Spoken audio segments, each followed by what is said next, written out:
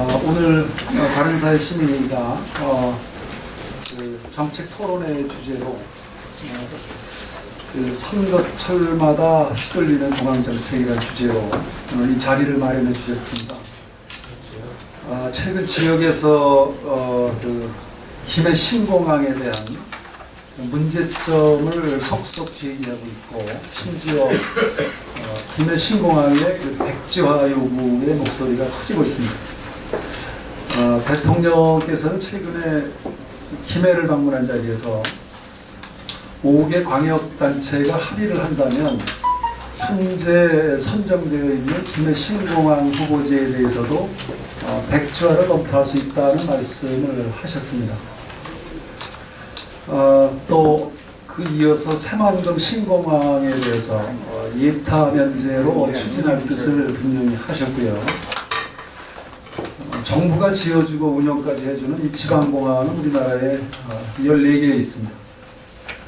김포와 제주, 김해, 대구를 제외한 10개의 공항은 해마다 적자에 허덕이고 있습니다. 2000년대에 우리나라에서 실패한 공항은 모두 4개입니다. 세금 낭비 사례들인데요. 2002년에 양양공항, 2007년에 무안공항, 각각 3천억, 3,500억이 투자되어서 현재도 개점 휴업 상태입니다. 2003년에는 울진에 공항이 지어졌고 결국은 개항을 하지 못했습니다. 지금은 비행장으로 쓰이고 있습니다.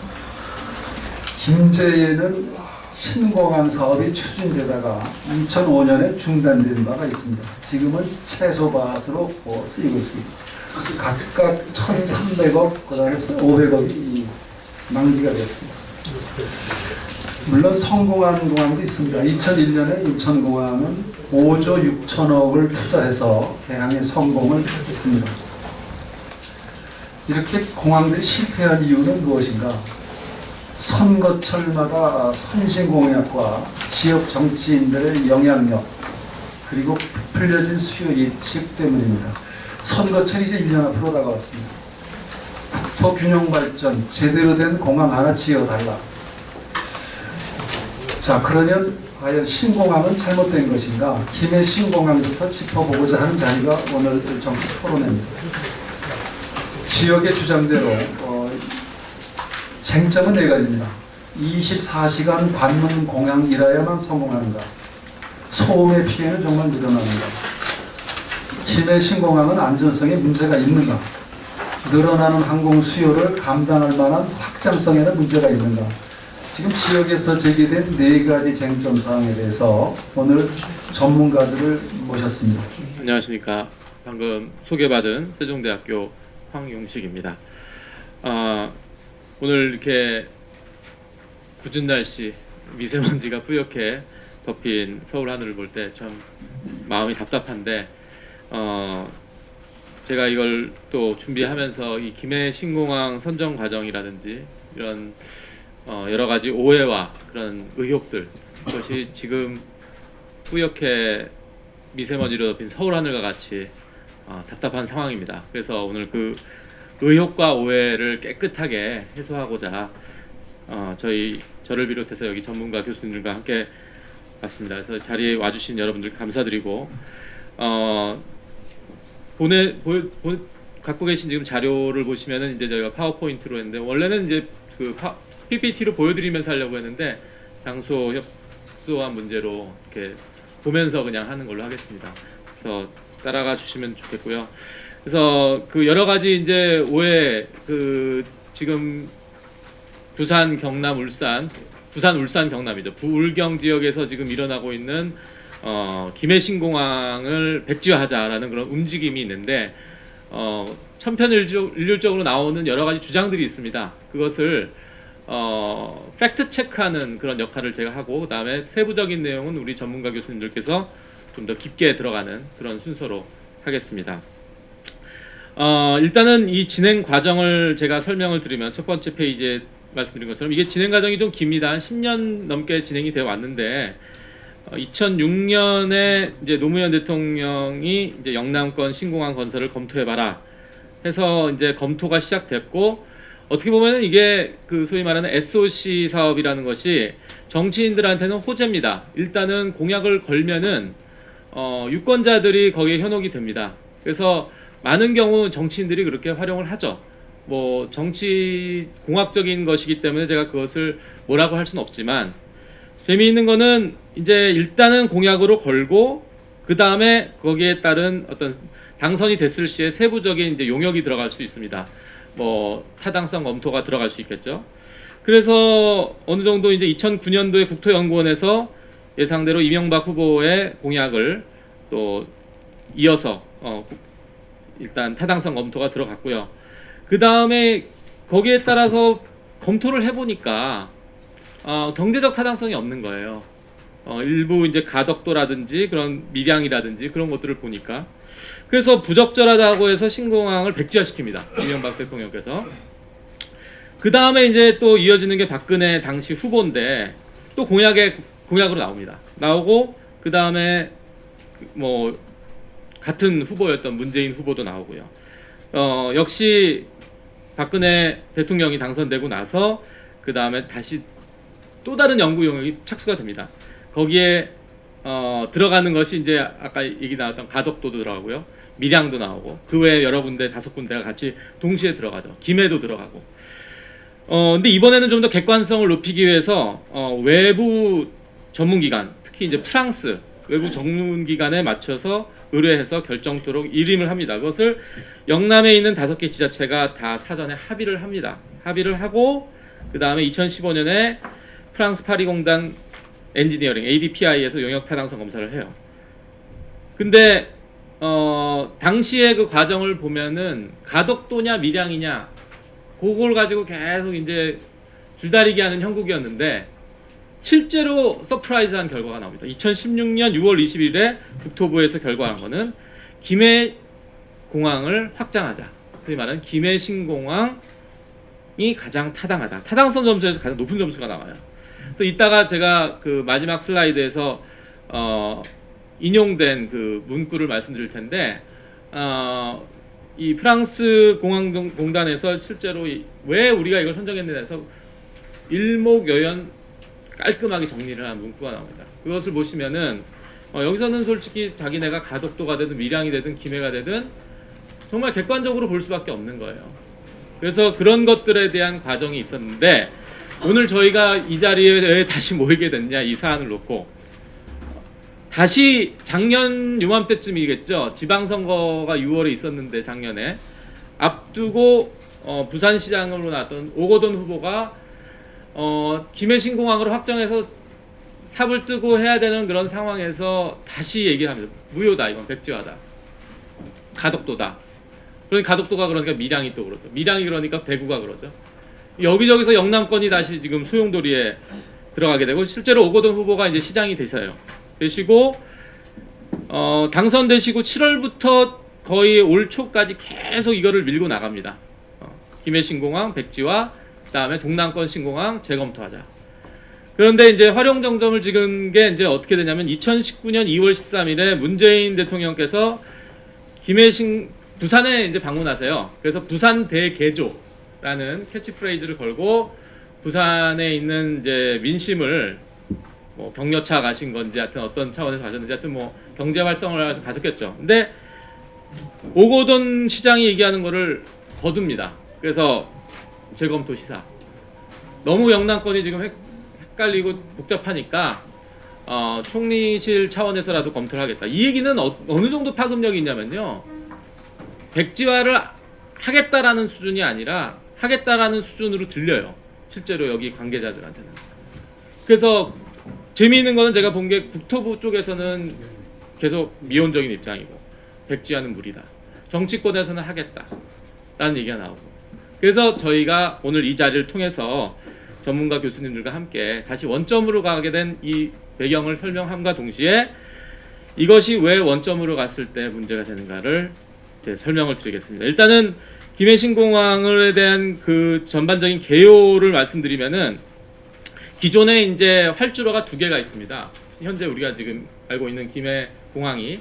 근데 거기다 한 본이라 하면은 이제 활주로 하나를 더 신설을 하는데, 그것이 이제 3,200m, 3.2km짜리를 하나를 더 V자 대형으로 이렇게 만든다는 겁니다. 이따가 설명을 또 드리겠습니다.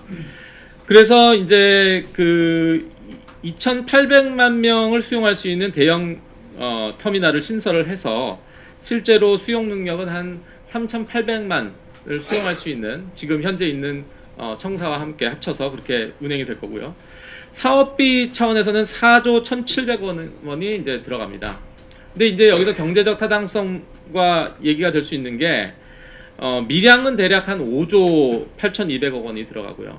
그 다음에 가덕도는 지금 이게 그 외해라고 해가지고 그러니까 바다가 이제 인접한 바다가 있고 육지에서 벗어난 바다인데 벗어난 바다에 있습니다.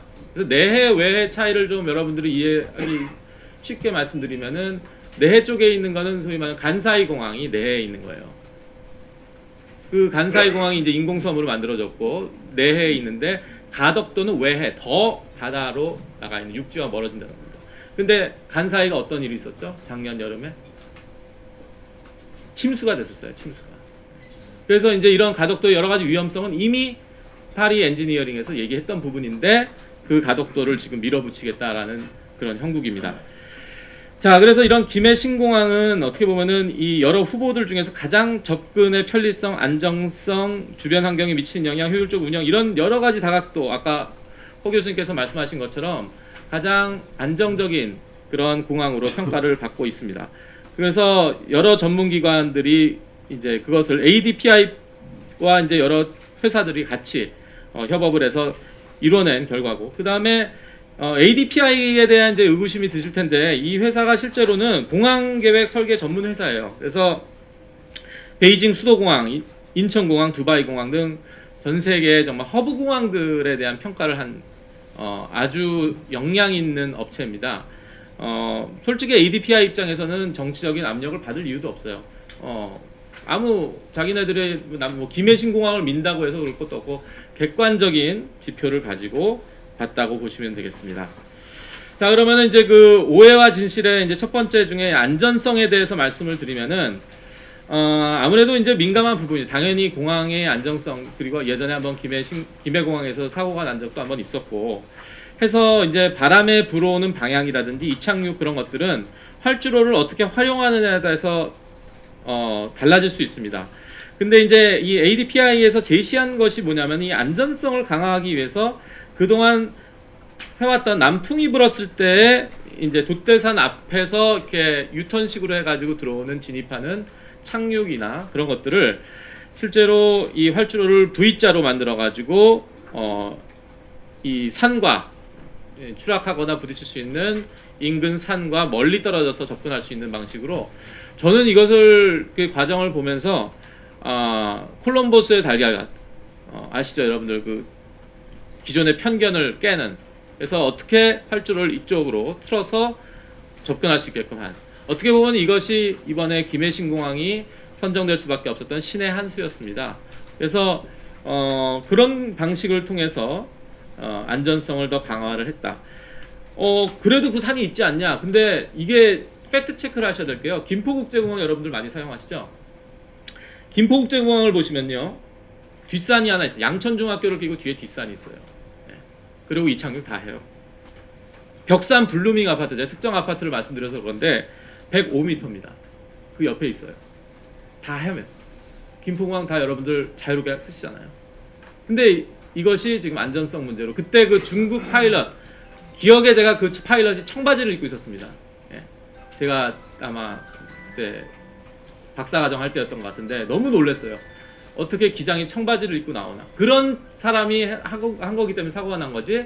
일반적으로 소위 말하는 정밀계기 착륙으로 한다면은 이게 지브와이어 같다고 생각하시면 돼요. 지브와이어 여러분들 아시겠지만 이렇게 타고 레저 할 때 이렇게 내려오는 안전장치죠. 그거와 같이 유도를 합니다. 그래서 파일럿 분들이 고도의 스킬을 가지셨지만은 요즘 너무 장비가 잘 돼 있어서 정말 이상한 생각하기 전까지는 이게 추락하고 부딪힐 수가 없어요. 그래서 그런 이제 오해와 진실이 있다고 보시면 되고, 두 번째가 이제 영남 지역 항공 수요에 대한 오해와 진실인데 계속 이 캐패시티 용량이 안 된다. 이게 어느 정도 처리 역량이 돼야 된다라는 얘기가 있었는데 실제로는 지금 조사 결과 3,800만 명을 수용할 수 있는 것까지 맥시멈인데요. 이게 2056년까지 됩니다. 근데 현재 영남권에서 예상되는 수요가 2040년까지 한 2,937만 명, 3천만 명이니까 더 수용할 수 있는 역량이 되고 충분하다고 봅니다. 그래서 공항을 어떻게 보면은 거의 한 50년, 60년에 처리할 수 있는 능력을 보고 설계한 거라고 보시면 되겠습니다. 그 다음에 이제 그 김해공항의 확장에 대한 오해와 진실에 대해서 왜 갑자기 김해공항이 튀어나왔냐? 그동안 밀양하고 가덕도, 김해는 어떻게 보면은 좀 약간 뒷전이었습니다. 근데 갑자기 김해 신공항을 하게 된 것이 여러 가지 배경이 있지만은 결정적으로 밀양하고 가덕도가 경제적 타당성이 충분하지가 못했어요. 그러면은 아예 만들지 마라. 동남권 신공항은 없던 걸로 해라라고 한번 했었죠. 아까 말씀드린 대로. 근데 이번에 또 ADPI가 하니까 또 안 되는 거야. 그럼 대안이 있어야 될 거 아닙니까? 늘어나는 수요는 맞춰야 되고. 그래서 절충안으로 마련한 것이 김해 신공항이에요. 그래서 이 김해 신공항이 충분히 그러한 수요를 맞출 수 있겠다는 어떤 ADPI의 또 신의 한 수였고, 그 다음에 김해치 쪽에서도 계속 추진을 했던 거고. 그래서 그런 과정이 있었기 때문에 갑자기 어떤 뭐 음모론에 의해서 김해 신공항이 튀어나온 게 아닙니다. 아까 말씀드린 대로 발상의 전환이었다. 기존의 신공항 활주로에 대한 여러 가지 방식으로, 여기 그 슬라이드를 보시면은 기존에 뭐 이렇게도 나봤고 저렇게도 나봤고 사선으로도 나봤고 여러 가지 방법을 다 해봤는데 ADPI의 용역으로 거의 V자 설계로 돼서 가능하게 됐다. 활주로에 대한 오해와 진실을 말씀드리면은 지금 계속 반대하는 측에서 얘기하는 것이 3,200m 그거 가지고 어떻게 국제공항이라고 할 수 있겠느냐.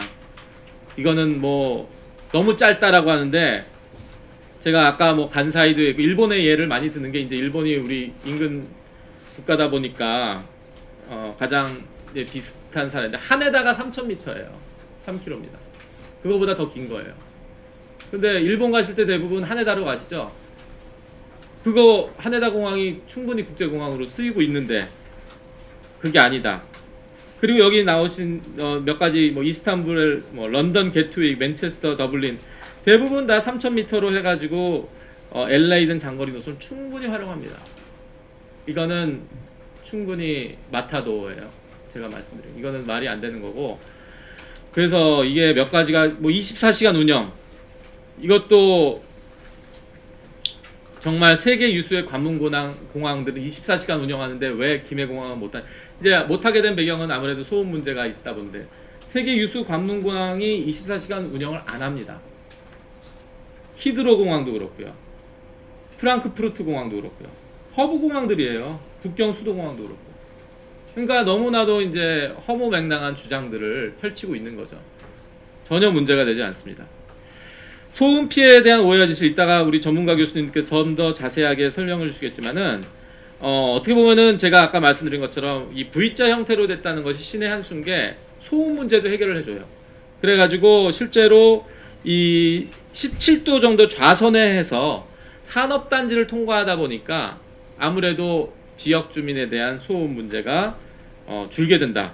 그래서 그것으로 인해서 좀 이 문제가 좀 더 됐는데, 이게 이제 소음 피해에 대한 오해 지시 좀 더 공방이 세지는 것이 경남발전연구원에서 얘기한 어떤 용역 조사가 있는데, 그쪽의 조사의 결과를 놓고 보면은요, 영향되는 가옥수가 한 3,003만 가구가 되고요, 호가. 국토부에서 지금 이것을 조사한 걸로 봐서는 영향되는 가호수가 한 2,700. 그러니까 이게 엄청난 괴리감이 있는 숫자인데, 이것이 어떻게 다른가를 놓고 보면은 경남발전연구원에서는 정말 자기네들의 입장에서 유리하게끔 했다는 것이죠. 그 공항이라는 것이 어떤 최대 용량으로 놓고 보는 경우도 있지만은, 이것이 아무래도 영남권이 지금 시초 단계이기 때문에 단계적으로 늘어날 수 있는 건데, 어떻게 보면 공항이 처리할 수 있는 3,800만 명의 최대 용량을 놓고 그걸로 측정을 한 것이다. 그리고 좌선에 대는 아까 말씀드린 17도 좌선의 부분, 그거는 적용 전혀 안 했고요. 그 다음에 요즘 많이 쓰이는 탄소복합 소재를 사용하는 저소음 항공기를 쓰는 것에 대한 반영을 안 했고, 그래서 이런 것들이 반영되지 않은 상태에서 결과를 내면은 당연히 피해되는 가구수, 호수가 더 늘어날 수밖에 없는 것이다.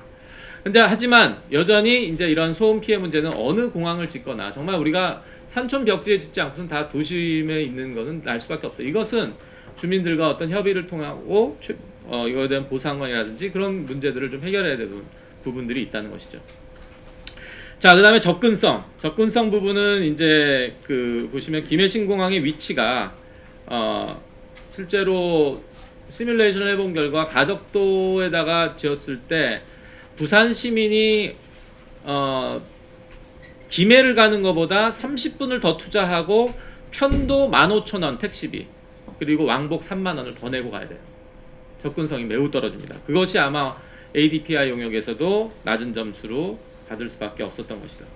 그리고 이제 공항을 짓게 되면요, 거기에 따르는 부수적인 기반 시설을 짓게 되죠. 그래서 김해신공항을 지었을 때 더 단축시킬 수 있는 전철이라든지 그 다음에 고속도로 지선을 연결을 통해서 더 접근성을 용이하게 할 수 있고, 뭔가를 할 때 더 추가적으로 투자할 수 있는 부분들이 있어요. 이미 기반 시설이 있기 때문에 거기다 더 적은 비용으로 최대 효과를 낼 수 있는 그런 것이 있다.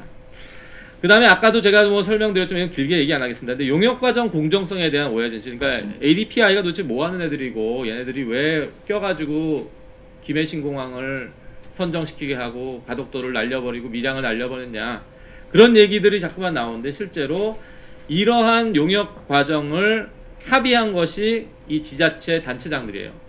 영남권 5개 지자체들이 수차례 협의를 거쳐서 입지평가에 관한 모든 사항은 외국 전문기관에 일임하고 그 결과를 수용한다 라고 합의를 도출했습니다.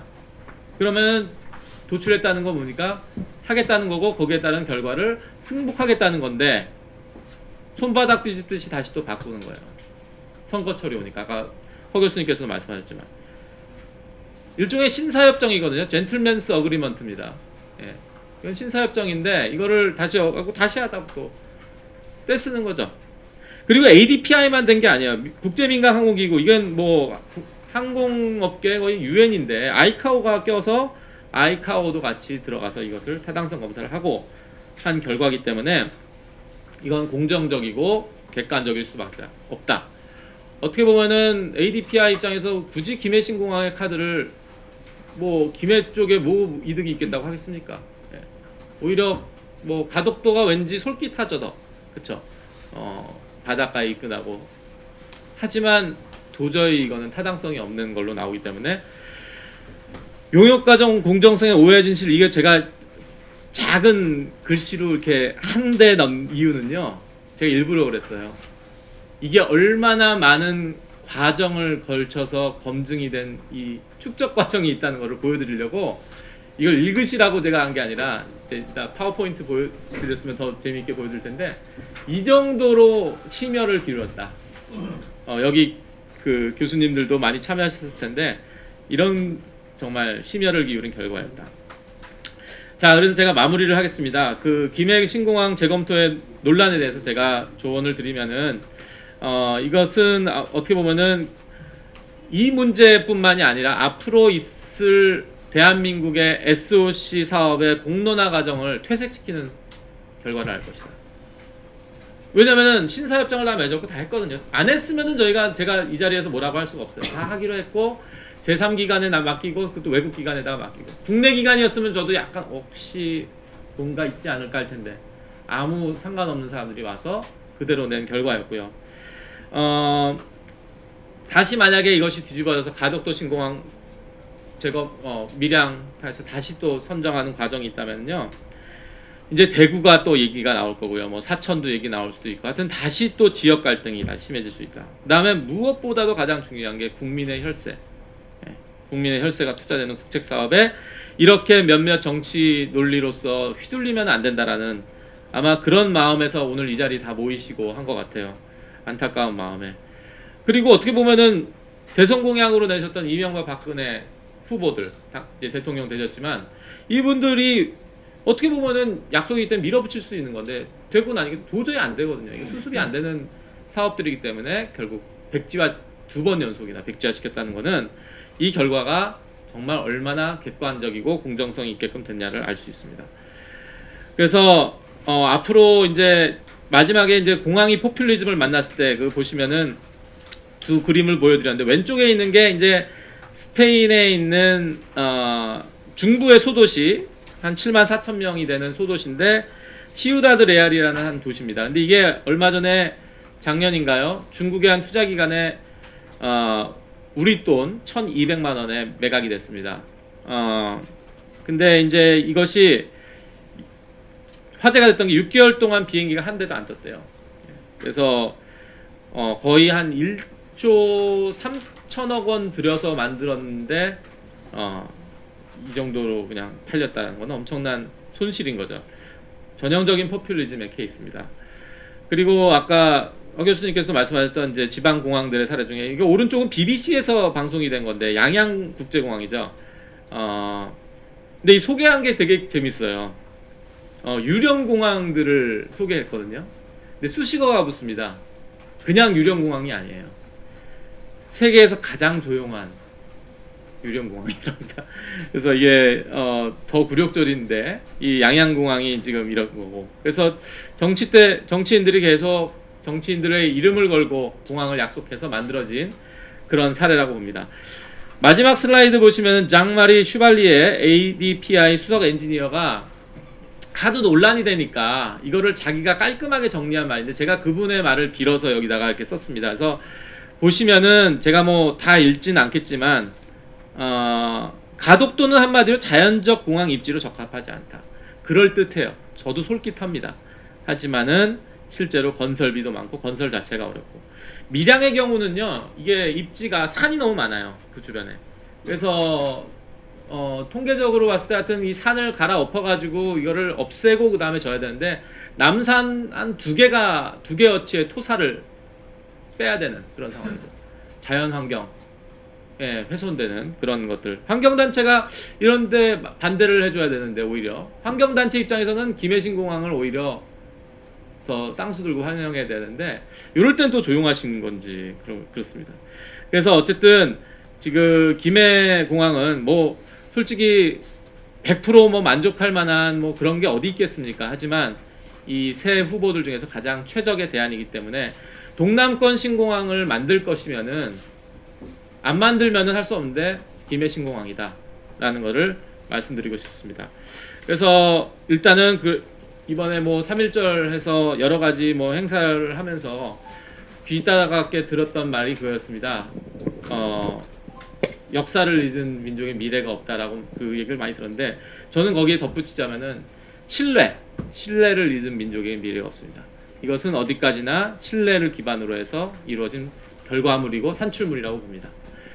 경청해 주셔서 감사합니다. 네, 방금 소개받은 김성수입니다. 가능한 한 간단하게 객관적으로 두 가지 점에 대해서 중심으로 말씀을 드리겠습니다.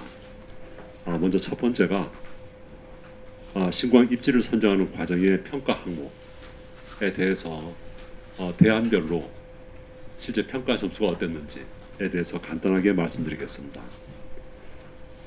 먼저 현재 지금 가지고 계신 자료의 23페이지에 보시면 그 내용이 있는데 지금부터 약 3년 8개월 전에 1년 동안 거의 1년 동안 ADPI와 한국교통연구원이 공동으로 영남권 신공항 사전 타당성 조사를 했습니다. 이때 여러 입지 후보지를 선정한 다음에 쭉 거르고 걸러서 나중에 김해, 밀양, 가덕도 이 세 군데가 후보지로 선정이 됐습니다. 그래서 이 세 입지를 대상으로 7개 항목을 평가를 했는데 그 결과가 그 다음 24페이지의 표에 나와 있습니다. 현재 여기 보시면 현재 김해는 이미 활주로가 2본이 있기 때문에 한 본을 추가하는 방안이 대안이고 그 다음 밀양은 활주로 한 번만 건설하는 방안, 그 다음에 둘 다 하는 방안, 가덕도도 하나 둘 이렇게 해서 5개 안에 대해서 평가를 했습니다. 현장에서 이제 관심을 가지고 보실 부분은 밀양이나 가덕도에 활주로 한 번을 건설하는 방안. 이 방안은 현재 김해공항과 밀양 또는 가덕도 공항을 함께 이용하는 방안입니다. 다시 말씀드리면 밀양의 활주로 1번을 건설하면 밀양의 활주로 1번은 예를 들어 국제공항으로, 그 다음에 김해 활주로 하나는 국내 공항으로 이렇게 이용하는 방안입니다. 마찬가지로 이 가덕도도 활주로 한 번을 건설하는 방안은 이 활주로 한 번은 국제공항으로, 그 다음에 김해공항에 이미 있는 활주로 한 번은 국내 공항으로 이렇게 실제 두 개의 공항을 기능을 분리해서 함께 운영하는 방안이 되겠습니다. 그 다음에 밀양의 활주로 2번은 밀양 공항을 국내와 국제공항으로 함께 이용하는 방안입니다. 그다음 가덕도 경우도 마찬가지로 활주로 2번을 건설하는 방안은 국내와 국제공항을 함께 가덕도에서 운영하는 방안이 되겠습니다. 그래서 이 점을 염두에 두시면서 이제 보면은 현재 평가를 할 때 크게 7개 항목이 있었습니다. 그래서 이제 가장 중요한 게 공항 운영성, 그 다음에 뭐 사회 환경 영향, 사업비, 접근성, 성장 가능성, 환경성, 그다음에 실현 가능성 이렇게 7가지였는데 실제 현재 이제 문제가 되는 건 여기서 김해공항에 활주로 한 번을 추가해서 하는 현재 김해 신공항 이 방안이 있고 그다음 또 하나가 부산시가 암묵적으로 지지하는 방안이 이 가덕도 방안인데 이 가덕도의 일본과 활주로 2번을 건설하는 방안 이 둘을 비교하면 여기서 이제 평가 점수에서 볼 수 있는 것처럼 김해 공항 안이 7개 항목 전체에 대해서 평가 점수가 높았습니다. 특히 여기서 이제 김해 공항이 가덕도 안에 비해서 많이 높은 점수를 받은 항목은 크게 3가지입니다. 먼저 이제 사업비, 그 다음에 접근성, 그 다음에 환경성 이렇게 이제 3가지가 되는데 먼저 김해 안은 왜 사업비가 적게 드느냐 하면은 기존 공항을 이용하면서 그 옆에 활주로 하나를 추가로 건설하기 때문에 바다 매립을 하거나 아니면 이 산 등의 장애물을 절취하거나 이런 필요성이 없습니다. 그래서 사업비가 많이 들지 않고 반면에 여기서 이 가덕도 안은 아까 그 발표자께서 말씀하신 것처럼 실제 바다를 매립해서 공항 부지를 조성합니다. 그래서 거기서 이제 많은 비용이 들기 때문에 실제 사업비가 많이 들어서 가덕도 안은 사업비에 대해서 점수가 낮았습니다. 그다음 또 하나가 환경에 미치는 영향입니다. 김해 공항 안은 실제 현 공항이 있기 때문에 추가로 해도 환경에 미치는 부정적인 영향은 크지 않습니다. 반면에 가덕도 안은 바다를 매립해서 이 공항 부지를 조성하기 때문에 여기서 여러 가지 부정적인 영향이 발생할 수 있습니다. 예를 들면 먼저 가덕도 안 경우에 대상 부지는 현재 부산 연안 특별관리 해역 내에 있습니다. 하기 때문에 실제 이 가덕도에 공항을 조성하려면 부지를 조성하려면 실제 이 문제부터 먼저 해결을 해야 됩니다. 그 다음 또 하나가 이 접근성 문제입니다. 아까 언급이 됐었는데 실제 현재 김해국제공항, 현재 김해공항과 가덕도 공항 부지까지 이제 거리는 대체로 약 한 도로 길이로 이렇게 따졌을 때 약 30km가 됩니다. 하기 때문에 실제 이 만일에 이제 공항을 이용하는 사람들이 가덕도 공항을 이용하고자 한다면 여러 가지 면에서 많이 어려워집니다. 하기 때문에 접근성 면에서도 점수가 많이 차이가 납니다. 현재에서 그 사업비를 잠깐 말씀드리면 아까 허희경 교수님께서 가덕도에 활주로 2번을 건설하는 경우에 그러면 사업비가 얼마나 될까 이런 문제가 있는데 그래서 이 문제에 답을 하기 위해서 최근에 부산시에서 발간된 보고서를 한번 찾아봤습니다. 그걸 좀 늦게 찾아가지고 정리가 잘 되지 않았는데 먼저 그 약 10년 전에 2008년 가격 기준으로 국토부에서 추산한 가덕도의 활주로 1번을 건설하는 사업비는 약 8조 원입니다. 그 다음 활주로 2번을 건설하는 사업비는 약 11조 원입니다. 한데 현재 지금 이 사업비는 약 10년 전의 가격 기준이기 때문에 현재 가격 기준으로 환산을 한다면 이 금액은 상당히 높아질 것으로 예상이 됩니다. 해서 만일에 아까 허영 교수님께서 20조 원 말씀을 하셨는데 정확하게 말씀을 드릴 수 없지만은 일단 국토부에서 2008년 가격 기준으로 제시한 약 11조 원 보다는 상당히 많이 들 것으로 일단 말씀드릴 수 있습니다. 그 다음 24페이지에 보시면 한데 현재 부산시에서 보호세 지금 나와 있는데 여기서 보면은 부산시에서도 가덕도 안에 대해서 사업비를 추산한 예가 있습니다. 여기에 보면은 관문공항을 표방하면서 추산한 사업비는 활주로의 길이가 3.2km였습니다. 다시 말씀드리면 부산시에서도 활주로의 길이가 3.2km라고 하더라도 관문공항의 역할을 하는 데는 크게 문제가 없었을 것으로 예상했다고 말씀드릴 수 있습니다. 이렇게 할 때 이제 그 공항 운영성에서 이제 문제가 되는 부분은 공항을 24시간 운영을 하지 않고 야간에 운항을 하지 않는 문제가 되는데 현재 지금 현재 김포공항 그 다음에 현재 김해공항도 밤 11시부터 새벽 6시까지는 공항 운영을 제한하고 있습니다. 그래서 현재 지금 이 운항을 제한하는 사례가 있는데 실제 인천공항은 24시간 운항을 하고 있습니다. 한데 인천공항의 예를 보더라도 실제 밤 11시부터 새벽 6시까지는 비행기 이착륙 횟수가 그렇게 많은 편은 아닙니다. 하기 때문에 실제 야간 운항을 제한하더라도 관문공항의 역할을 하는 데는 큰 문제는 되지 않을 것으로 말씀드릴 수가 있습니다. 그 다음 25페이지에 보시면 그러면 활주로의 길이가 3.2km 짧아서 이게 문제가 되지 않느냐라는 점입니다. 이럴 때 현재 부산시의 주장은 먼저 김해 신공항은 장거리 노선 다시 말씀드리면 김해에서 뉴욕까지 이런 노선을 운항을 하는 노선이 있으면 좋겠다고 희망을 하고 있습니다. 그 다음 또 하나가 이런 장거리 노선에 현재 가장 큰 항공기 기종이 A380 기종입니다. A380 기종이 김해에서 뉴욕공항까지 운항을 하면 현재 활주로 길이 3.2km 가지고는 짧지 않느냐 이런 주장을 현재 하고 있습니다. 해서 부산시의 주장은 활주로의 길이가 3.5km는 돼야 된다. 이렇게 해서 김해 신공항에 대해서 반대를 하는 이유로 제시하고 있습니다. 한데 아까 그 발표자께서 쭉 예를 들었습니다. 실제 장거리 노선에 대형 항공기를 투입하는 여러 공항의 예를 들었습니다. 여기에 추가해서 제가 드릴 말씀은 먼저 최근에 항공산업의 추세입니다.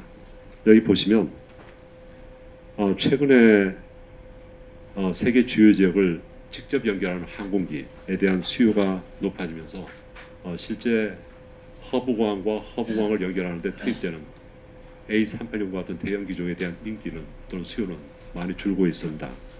해서 그 아래에 있는 것처럼 실제 A380의 제조회사인 에어버스는 지난달에 에어버스를 2021년까지 생산을 한 다음에 그 이후부터는 A380 생산을 중단하겠다고 발표를 했습니다. 다시 말씀드리면 앞으로의 항공산업의 추세가 실제 A380처럼 아주 큰 비행기가 많은 승객을 태우고 장거리를 가는 경우보다 오히려 좀 더 작은 비행기가 예를 들어서 출발지에서 목적지까지 환승을 거의 하지 않고 바로 가는 이런 추세로 바뀌고 있기 때문에 실제 아주 큰 항공기에 대한 수요 자체가 많이 줄고 있습니다. 하기 때문에 이런 추세를 고려한다면 현재 계획에 따르면 김해 신공항은 2027년이 되면 개항이 된다. 이때가 되면은 실제 이 김해공항에서 A380이 운항되는 사례는 없을 것으로 말씀드릴 수가 있습니다. 그 다음 두 번째가 여기 예상되는 소음 피해 지역입니다. 마찬가지로 쭉 아까 현재 국토교통부가 김해 신공항 기본계획 안에서 여러 방안들을 검토한 다음에 연구를 하고 검토를 한 다음에 여기서 이제 어떻게 하면 소음 피해를 줄일 수 있을까 해서 여러 가지를 검토해서 제시한 결과입니다.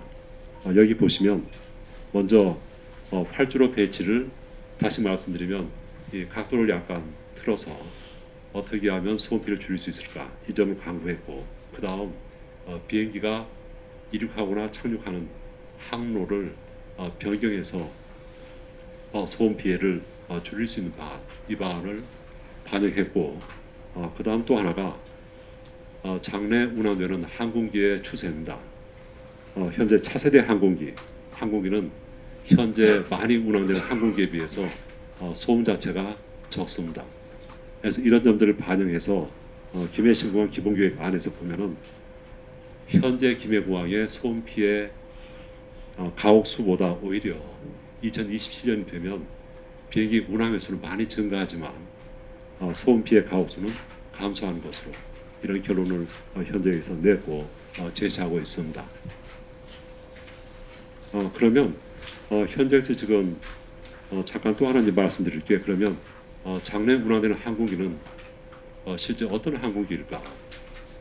얘가 그 뒤에 있는 것처럼 현재 김해공항에서 정기 노선에서 취항하고 있는 기종들 중에서 가장 큰 기종은 A330, 300입니다.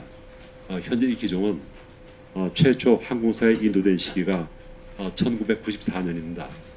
한데 점차 여러 항공사가 A330, 300을 B787 기종으로 현재 교체하고 있는 단계에 있습니다. 해서 아까 발표자께서 말씀드렸던 탄소 복합 섬유 소재를 활용해서 항공기의 무게를 줄여서 새로 나오는 비행 기종들은 실제 연비도 높고, 그러니까 비행기 중량이 가볍기 때문에 같은 거리를 가더라도 연비도 높고 그 다음 소음도 적게 발생합니다. 그래서 이런 비행기가 최근에 점차 국내 공항에도 취항을 하고 있기 때문에 2027년이 되면 이런 비행기들이 훨씬 많아질 겁니다. 그래서 이런 점들을 고려하면 현재 김해공항에서 소음 피해 때문에 이 고생을 하는 가옥의 수는 지금부터 한 7년쯤 후가 되면은 좀 줄 것으로 예상이 됩니다. 참고로 말씀드리면 이 B787구 경우는 A380에 비해서 태울 수 있는 승객수는 약 절반 정도입니다. 절반 정도로 작기 때문에 이 항공기의 이착륙 거리는 좀 짧은 편이고, 그 다음 이 수요를 생각한다면 김해에서 뉴욕을 가거나 김해에서 유럽의 파리에 가거나 하는데 실제 탈 승객들이 얼마나 될지를 염두에 둔다면 항공사가 이와 같은 노선에 취항을 하더라도 투입하는 항공기는 A380이 아니라 좀 더 좌석수가 적은 B787 등이 되지 않을까, 이런 말씀을 드리고 싶습니다. 그래서 종합적으로 말씀드리면 실제 장래 변화될 이런 추세들을 반영한다면 실제 김해 신공항은 부산시에서 주장하는 것처럼 관문공항의 역할을 못할 것이다, 어려울 것이다, 이런 주장은 논리가 좀 약하지 않을까라고 정리해서 말씀드릴 수 있습니다. 이상입니다. 감사합니다. 예, 안녕하십니까. 소개받은 연세대학교 양준모입니다. 선거에 휘둘리는 동남권 신공항, 이게 어떻게 봐야 되느냐 하는 얘기부터 시작을 하겠습니다. 저희 바른사회가 항상 보면 이제 전문가들을 모셔서 올바른 시각으로 문제를 보는 그런 계기를 마련하는데 일조를 하고 있다고 생각이 됩니다.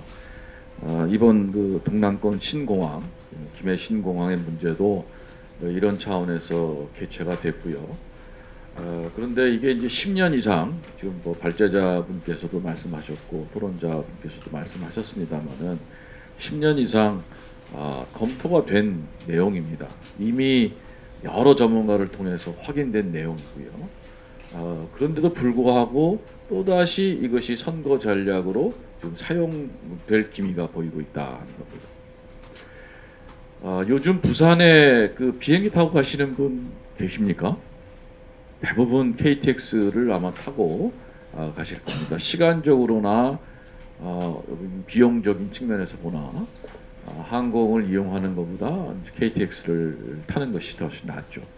제가 부산에 한 10년을 살았습니다.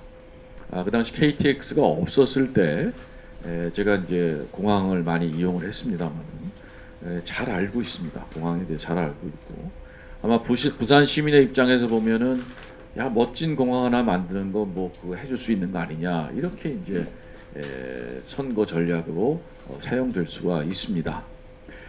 그런데 과연 필요하느냐? 지금 동남권 신공항이 필요하다라고 하는 사람들의 이야기를 들어보면 뭐 소음 문제가 있다, 또 안전하지 않다, 또 확장성이 부족하다 등등의 이야기를 하고 있습니다만 오늘 토론자분 또 저기 발표자분께서 말씀하셨습니다만은 이거는 전문적으로 검토해 봤을 때 그러한 비판은 맞지 않다는 것이 이제 객관적으로 증명을 된 거죠. 그것이 주관적으로나 진영에 따라서 변화될 사항이 아니라 이건 객관적으로 증명될 수 있는 상황입니다. 저는 이제 그런 차원보다도 제가 부산에 10년 정도 살았고, 그리고 이제 또 경제학을 하는 입장에서 봤을 때, 과연 이렇게 필요하지도 않은 그런 공항을 정치적인 목적에 따라서 이렇게 미끼로 던지고, 그걸 가지고 또 선거에 이용하고, 또 선거에 당선되면 또 나몰라라 하는 그런 관행은 이제 좀 지양돼야 된다. 제가 만약에 시장이라면 2008년 기준으로 11조나 드는 돈을 가지고 저는 부산에 할 일이 굉장히 많다고 봅니다. 부산 분들 계실지 모르겠습니다만은 저 위에 삼복도로 도로라든지 또 그 낙후된 주거 시설비라든지 상수도라든지 정말 부산 시민들을 위해서 할 수 있는 일이 정말 많습니다. 왜 그런 거를 등한시하고 이렇게 국가의 돈을 엄청나게 들여서 부산 시민을 더 어렵게 하는 일들을 하느냐. 제가 공항을 많이 이용을 했다고 말씀을 드렸습니다만은 가덕도까지 가는 거는 소위 서울 올 때 가덕도 가서 타고 온다. 야, 이건 말이 안 되는 일이죠. 이건 진짜 말이 안 되는 일입니다. 그야말로. 그러면 김해공항이 허브공항으로서 역할을 할 수 있느냐, 그 문제를 한번 따져봐야 되는데, 저희 보면은 이제 유인물을 따라서 그 문제를 한번 짚어가도록 하겠습니다. 자, 문재인 정부의 이 일관된 정책 기조를 보면은 정말 저는 조금 이 국가를 위한 일들을 하시는지 아니면 정권을 그냥 유지하려고 하는 일들을 하시는지 잘 모르겠어요. 노동계가 요구하는 최저임금 실시했습니다. 어떻게 됐습니까? 상당히 지금 어려운 분들을 더 어렵게 하는 상황으로 내몰렸죠.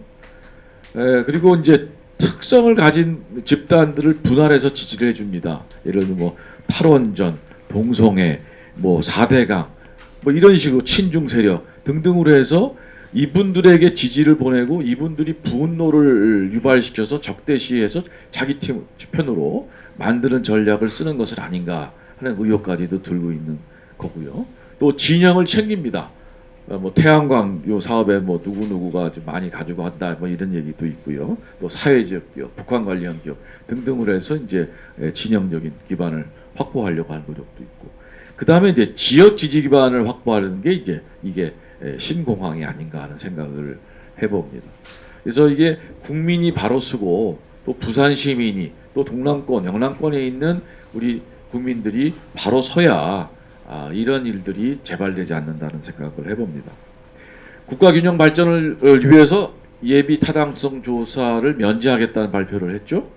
근데 저도 예타 사업을 몇 번 했습니다만은 예타를 할 때, 예비 타당성 조사를 할 때 거기에 지역 균형 발전에 대해서 얼마큼 기여하느냐를 평가를 하게 돼 있어요.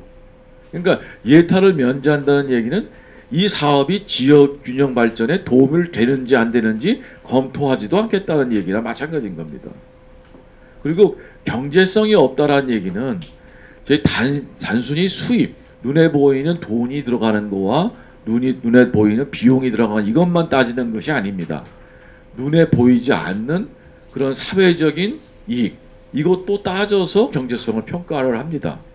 예를 들어 김해 신공항을 평가할 때 부산 시민이 정말 멋들어진 공항 하나 갖고 싶어하는 그 마음도 평가를 해보고, 그랬을 때 비용보다 그러한 마음들이 조금 아니라면, 부족하다면 그것이 경제성이 없다, 이렇게 이제 말들을 하는 거죠.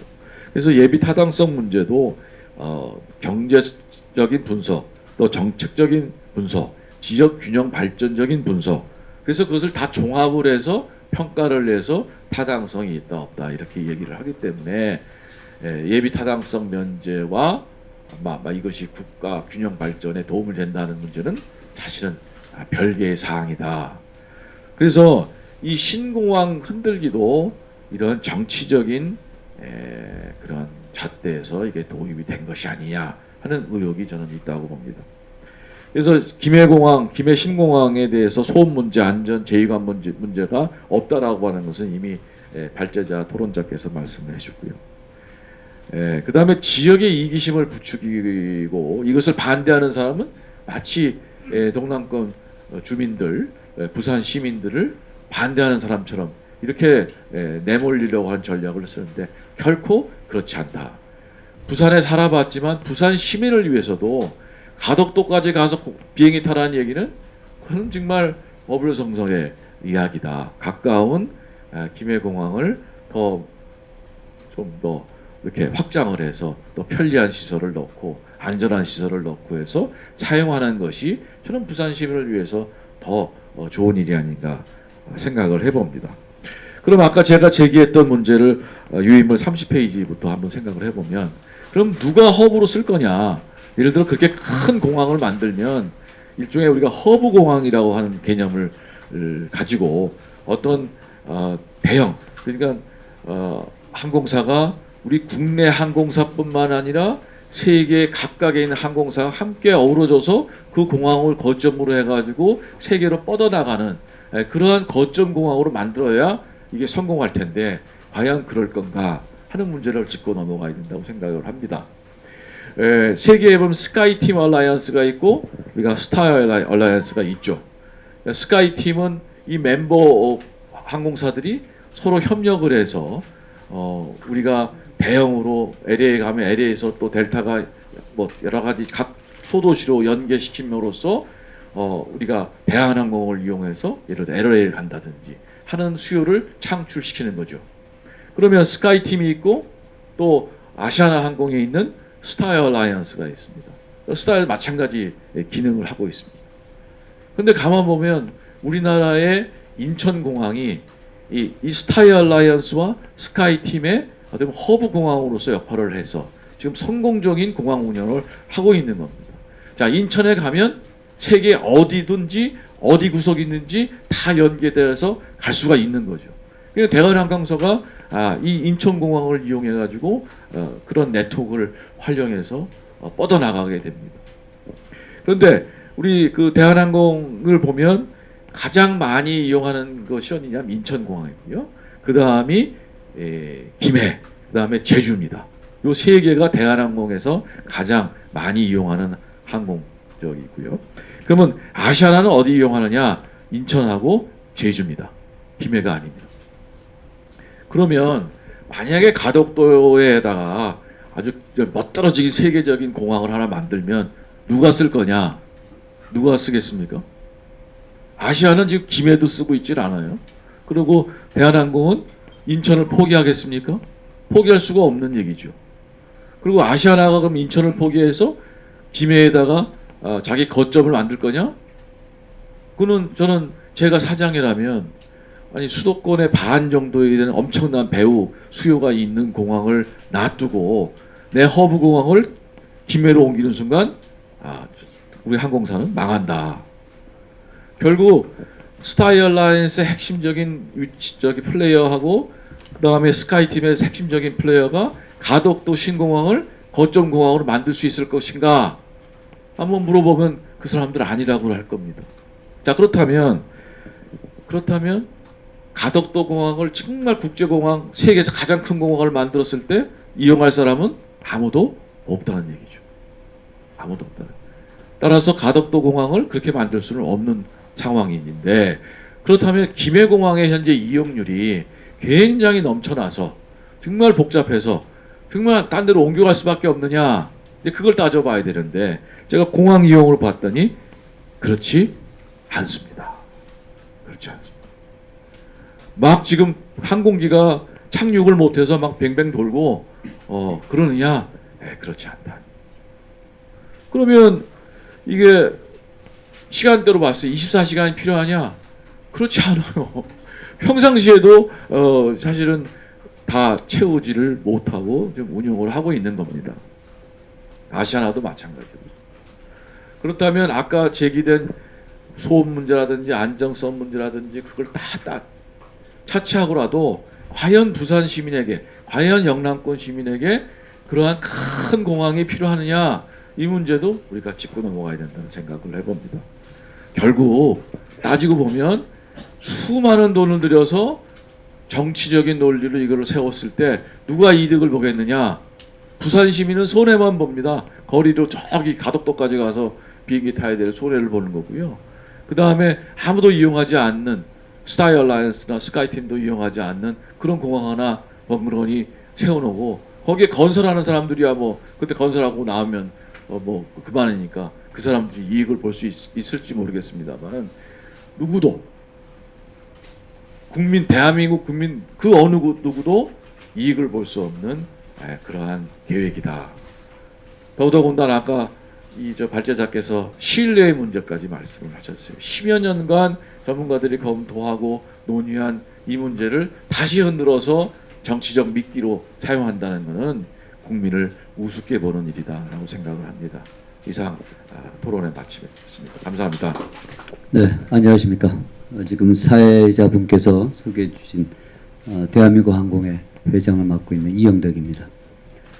이 안전성에 대한 그 문제를 이제 어떻게 제기를 설명을 드리는 게 사실은 이게 그 비행의 어떤 기술적인 부분이 이제 많이 있다 보니까 굉장히 이 설명을 하는 것 자체가 전문 용어를 써야 되고 뭐 이렇게 해서 하여튼 복잡성에 대한 문제점들이 있어서 사실 여러분들이 갖고 계신 지금 유인물의 그 35페이지 그 페이지에서부터 보시게 되면 드릴 말씀을 서술형으로 제가 다 풀었습니다. 그래서 그 서술형으로 말씀드린 그 내용을 참고로 해서 제가 보조 자료를 갖고 추가적으로 설명을 드리는 식으로 설명을 드리겠습니다. 우선 이 김해 신공항의 제일 이제 문제가 되는 안전성에 대한 내용을 보게 되면 사실 여러 가지 요인들이 안전과 관련된 요인들이 많이 있을 겁니다. 근데 이제 그 중에서 가장 중요한 것이 과연 새로 만드는 이 공항에서 이 활주로에서 비행기가 안전하게 뜨고 내릴 수 있느냐? 아까 앞에 그 토론해 주신 분들이 많이 말씀들을 나누셨습니다만은 그러한 차원에서 보면 이제 그 장애물이라는 게 비행하는 그 출액에 비행기가 다니는 길에서 장애물이 과연 안전하게 이게 그 비행기가 다닐 수 있게끔 처리가 될 수 있느냐 하는 그러한 점이 아마 많이 그 궁금하실 거고요. 또 여러분이 아시다시피 지금 우리나라는 이 국토의 거의 70%가 지금 산악입니다. 그러다 보기 때문에 이 장애물에 대한 것이 사실은 공항을 건설하는 데 있어서 가장 큰 이제 핵심적인 문제, 안전상의 문제점들이 대두가 되고 있는 겁니다. 그 다음에는 이제 아까 두 번째로 제가 말씀드릴 내용은 아까 그 토론자분들께서도 말씀해 주셨지만 그 새롭게 건설하는 활주로가 3,200m로 계획을 해서 지금 건설을 합니다. 그런데 지금 그 영남권에서 요구하고 있는 건 대형 항공기라고 하는 것은 지금 그 항공기의 무게를 갖고 저희가 통상적으로 항공기 등급을 매깁니다. C, D, E, F 이렇게 급을 매기는데 그 대형 항공기, 다시 말해서 제일 지금 현재 그 상용되고 있는 항공기 중에서 무거운 에어버스 380, 보잉의 7478 이러한 대형 기종이 과연 이 활주로에서 안전하게 이륙해서 지금 김해에서 가장 멀다고 생각하고 있는 노선이 뉴욕입니다. 그래서 김해에서 떠서 뉴욕까지 안전하게 이륙을 해서 갈 수 있느냐 하는 이 두 가지 문제점이 안전성에 있어서 가장 핵심적인 논점이 되지 않을까 싶은 생각이 듭니다. 그런데 이제 아울러서 이 안전성에 대한 얘기를 하려다 보면 비행장을 건설하는데 그냥 비행장을 그냥 이제 우리가 집에 도심지에 내에서도 아파트도 짓고 이렇게 많이 건설들 하고 있지 않습니까? 그런데 이제 이 비행장도 비행장 건설을 하기 위해서는 기본적으로 관련된 법규가 있습니다.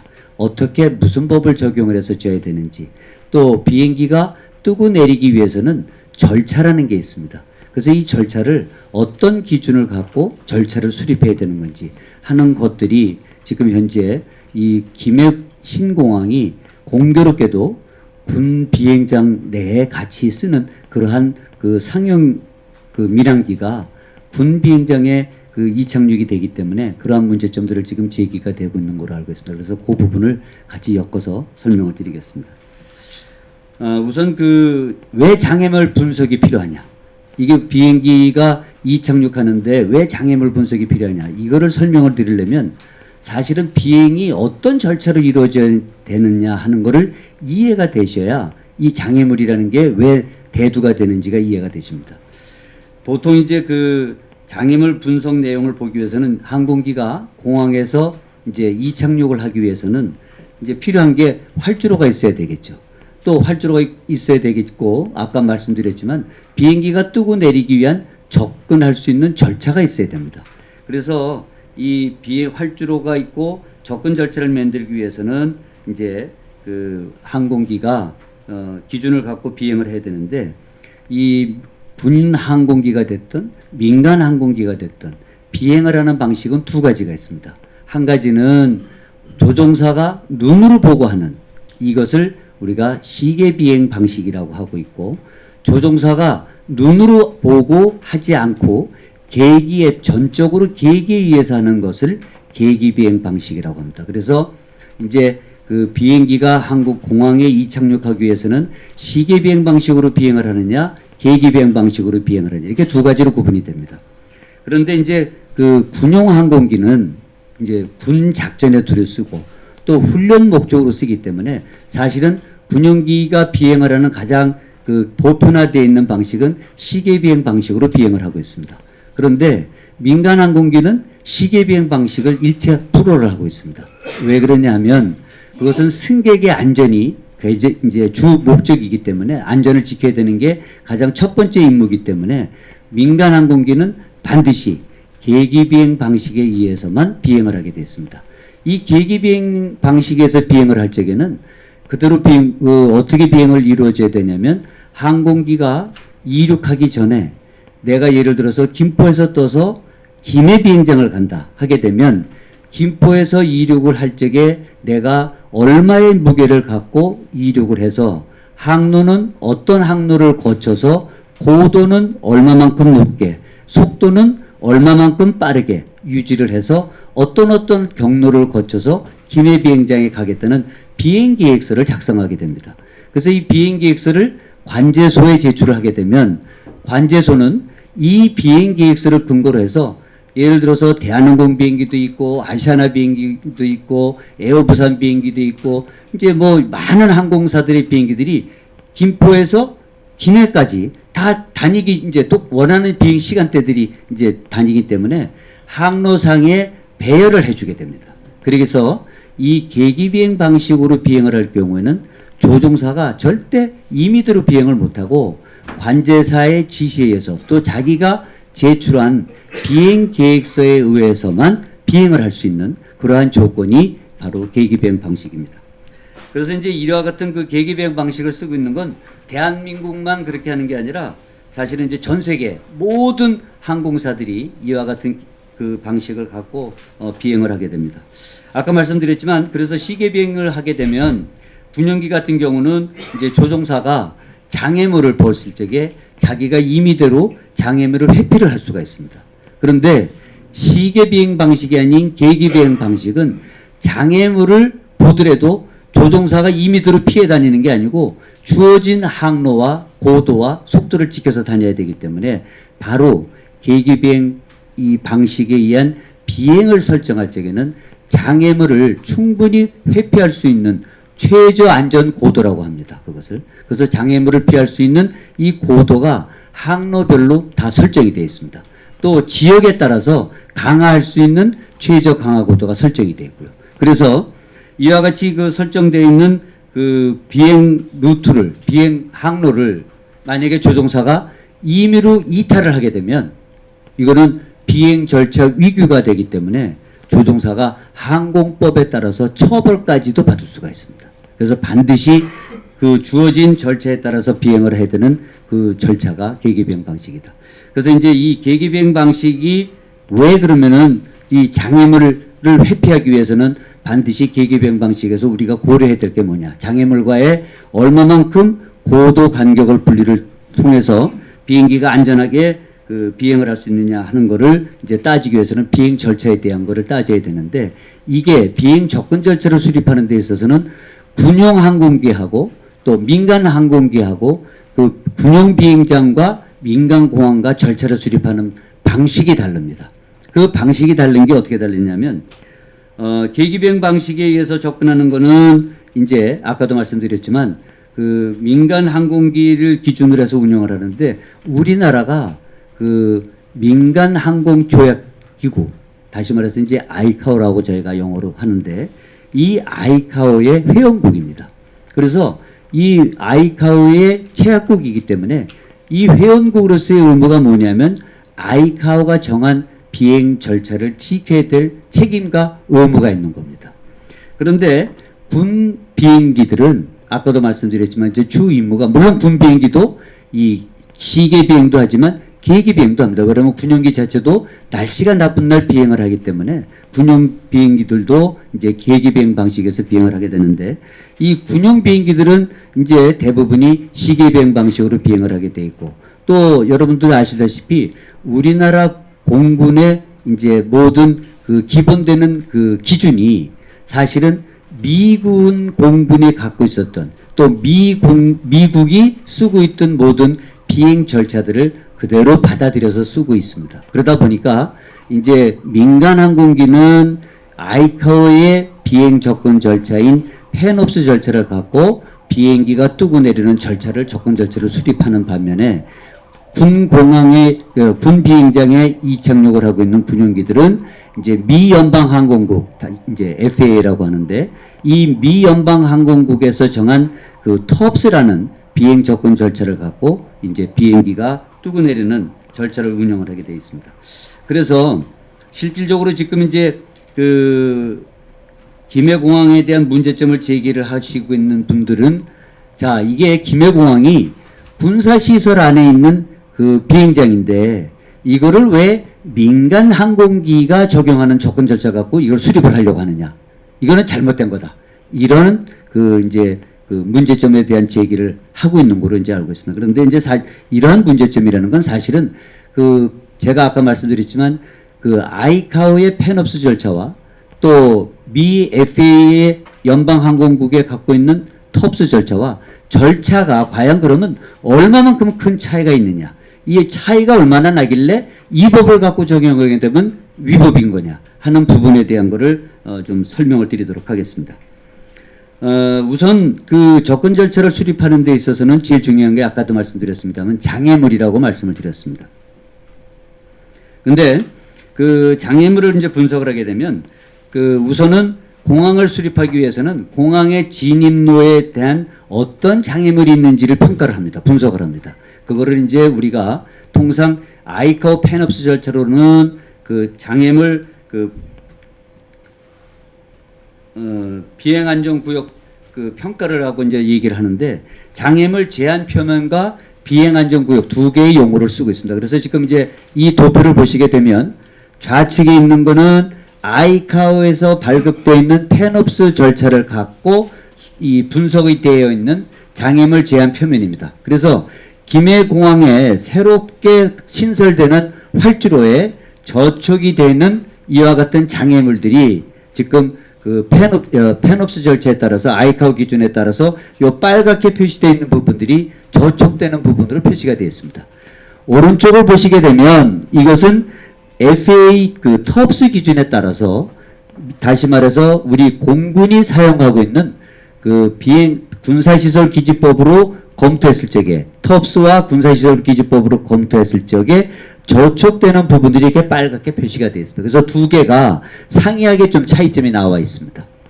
그런데 이제 우리가 이 두 개의 분석을 통해서 보게 되면 자, 이게 이제 산으로 다 표시가 되어 있는데 산의 절토면이 표시가 되는데 그러면 이 빨갛게 표시되어 있는 거를 다 절토를 해야 비행기가 뜨고 내릴 수 있는 거냐 하는 그러한 문제점들이 제기가 됩니다. 이와 같은 것은 항공기가 진입하고 항공기가 이제 복행이라는 거는 항공기가 안전한 착륙이 안 돼서 다시 재착륙을 하기 위해서 그 다시 이륙을 하는 그것을 이제 저희가 복행이라고 얘기를 하는데 그랬을 적에 어떤 장애물이 경로선상에 있느냐 하는 거를 확인하기 위해서 이와 같은 분석을 하게 됩니다. 그래서 이렇게 분석에 대해서 노출되어 있는 다시 말해서 이 기준점에 넘어가는 이와 같은 그 돌출되는 부위가 있는 게 분석이 되게 되면 이 분석되어 있는 것 갖고 계기 접근 절차를 수립을 하는데 실질적으로 어떤 영향을 미치느냐 하는 그러한 것을 분석을 하게 됩니다. 이것을 저희가 용어로는 이제 장애물 표준 제한 표면에 대한 걸 분석을 한다고 하는데 이 장애물 제한 분석도 마찬가지로 지금 여러분들이 보시게 되면 좌측에 있는 것은 그 아이카오의 펜옵스 절차에 따라서 분석되어 있는 장애물 표면이 되겠습니다. 우측에 보게 되면 그 TOPS의 기준에 따라서 분석되어 있는 장애물 비행 안전 구역의 돌출 부분이 되겠습니다. 그래서 이와 같이 두 개의 이제 그 펜옵스와 TOPS와 분석되는 차이점이 이제 발생이 되는데 그러면 이 발생되는 부분들을 다 이제 절토를 해야만이 비행 절차가 수립되느냐 하는 거를 이제 의문이 제기가 될 겁니다. 그래서 펜옵스 절차나 이 TOPS 절차도 이와 같이 계기 접근 노선상의 이와 같은 그 돌출 부위가 되게 되면 이것을 어떻게 이제 그 돌출 부분에 대한 절취하는 부분을 판단을 내리냐 하는 기준을 갖고 하는 것이 바로 장애물 제한 표면 또 그다음 비행 안전 구역에 대한 이제 장애물 그 평가 표면을 분석을 하게 되었습니다. 그래서 지금 장애물 평가 분석은 계기 접근을 하는 그 길 위에 계기 접근하는 길 위에 과연 장애물이 수평으로는 횡적으로는 얼마만큼 저촉이 되어 있고 또 고도면 수직적으로는 얼마만큼 저촉이 되느냐 하는 것을 분석을 하는 것이 장애물 표준 평가 분석입니다. 그래서 이와 같은 경로를 통해서 보게 되면 아까 이 펜옵스 절차에 따라서 저게 신설되는 활주로에 오봉산, 이모산, 경운산 이러한 산들이 저촉이 되는 것이 이게 돌출되는 부위가 분석이 됐습니다.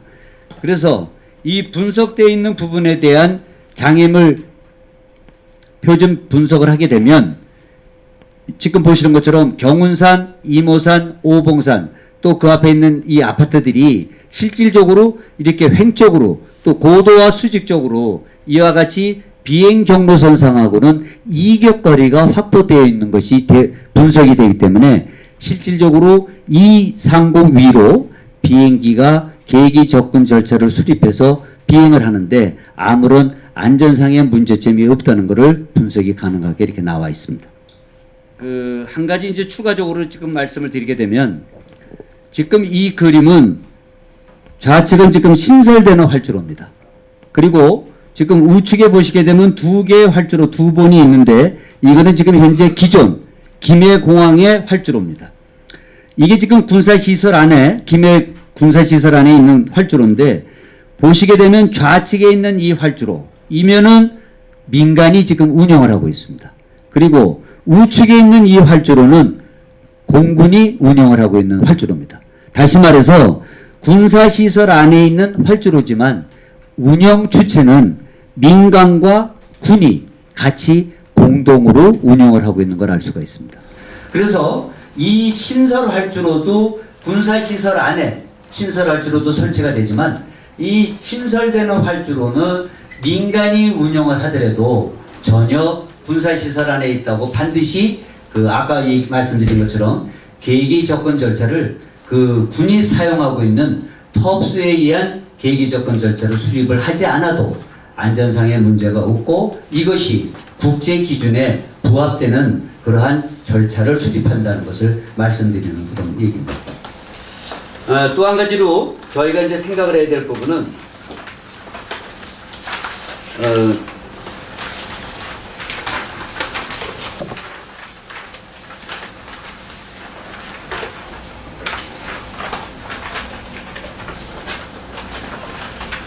아까 말씀드린 것처럼 김해공항이 지금 보시면 오봉산, 이모산, 경우산 이러한 그 지금 그 OLS 분석회사에 저촉되는 이러한 부위들이 있고 바로 기존의 공항 위쪽으로는 지금 신어산, 돛대산이 이렇게 지금 분포되어 있는 게 보이고 있습니다. 그 여러분들이 아시는 것처럼 실질적으로 지금 이 차트는 조종사들이 공항에 착륙을 할 적에 쓰고 있는 어떻게 비행기가 들어가 착륙을 하는지 접근 경로에 대한 모든 지도를 나타내주고 있는 조종사들이 보는 이 접근 차트입니다. 이 접근 차트는 지금 여러분들이 보시는 것처럼 이렇게 지금 표식이 되어 있습니다. 비행기가 이 경로를 통해서 이렇게 들어와서 이렇게 이제 착륙을 하게 되는데 보통 그 비행기를 경로에 착륙하기 위해서는 저희가 여러분들 갖고 계신 그 36페이지 접근 절차를 보게 되면 경로선상에 접근을 5개 경로로 구분을 합니다. 그래서 이제 처음에 5개 경로로 비행기가 들어오게 되면 이제 김포에서 이륙을 해서 김해공항에 착륙을 한다 그러면 이륙해서 이제 고고도로 가겠죠.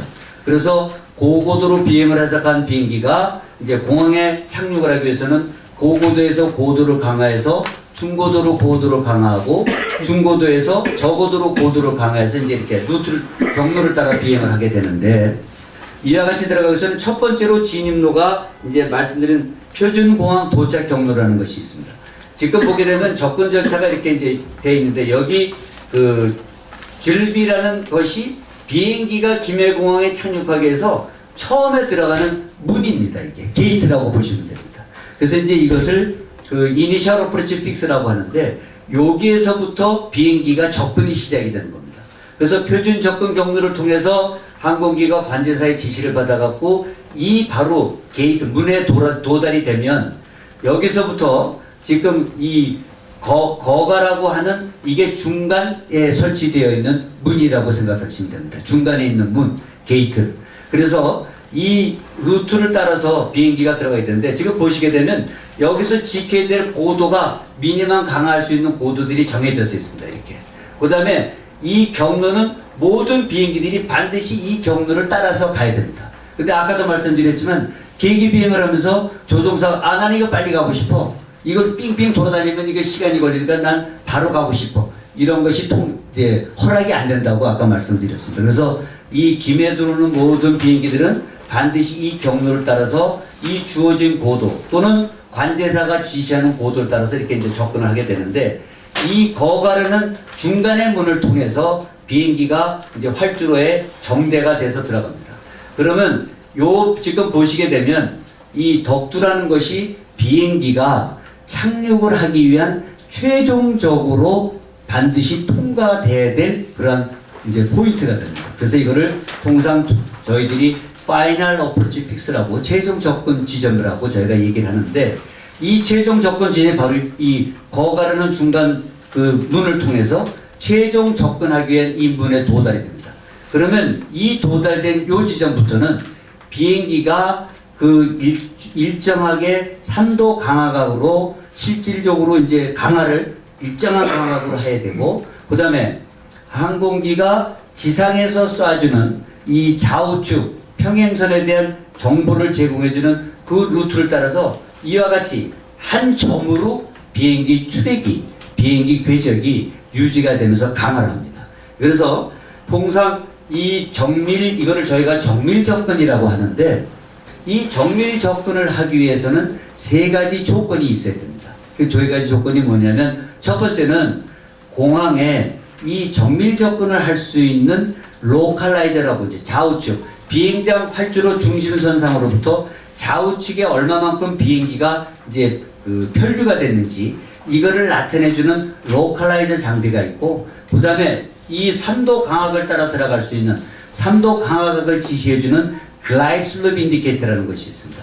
이와 같은 장비가 공항에 설치가 되어 있어야 되고, 또 이 공항에 착륙을 하기 위해서는 비행기에, 항공기에 로컬라이저 장비와 글라이슬롭 장비에서 나오는 정보를, 신호를 수신할 수 있는 수신기가 장착이 되어 있어야 됩니다.